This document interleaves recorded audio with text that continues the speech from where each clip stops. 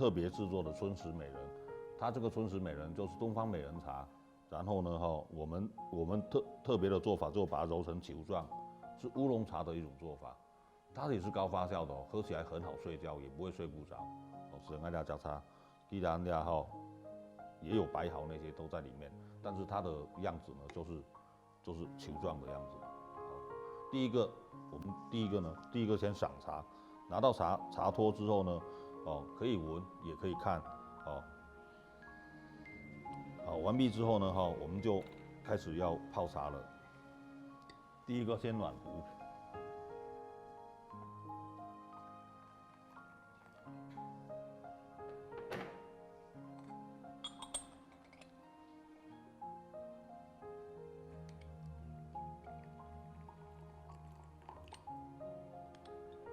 好，然后下来又制茶。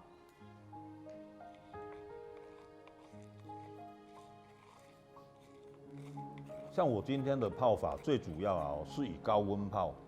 高温泡呢，它的香味才会充满在我们的茶杯里面，才会有很香的那种意象在里面。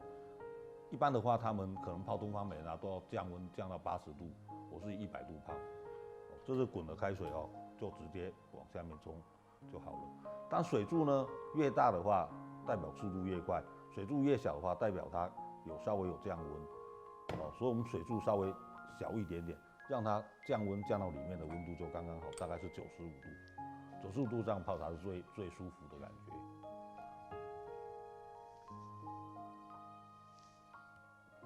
好，第一冲。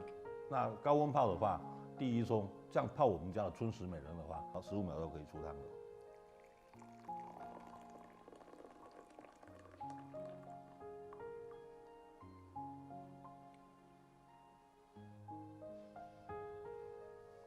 好，来这个汤色呢，也非常的重要。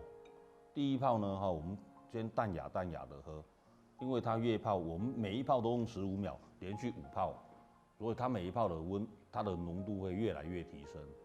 所以我们第一泡这样开始喝的话，就味道很棒了。好，还有喝茶的时候呢，我们喝淡茶，但是也不要太高温喝，要茶放冷一点再喝。好，冷的时候呢，它的果香味、蜜香味各方面的味道会散发在我们口感里面，是很曼妙的滋味。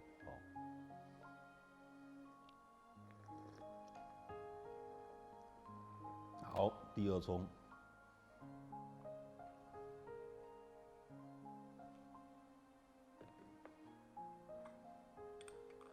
第二冲也是一样，15秒出汤就好了。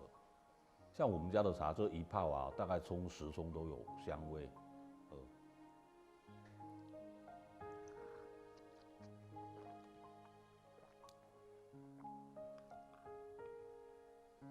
好，第二冲出汤。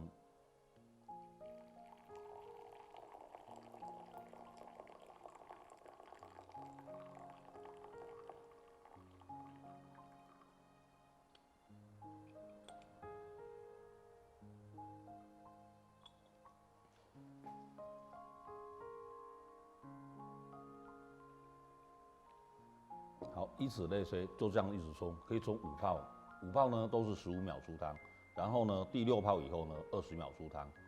如果水温降低一点的话，要加长一点点时间，顶多到30秒。这是一般我们喝比较淡的茶的方法，而且它的香味又够，水汤的滋润度又够，而且它回甘又很强，香味也很舒服，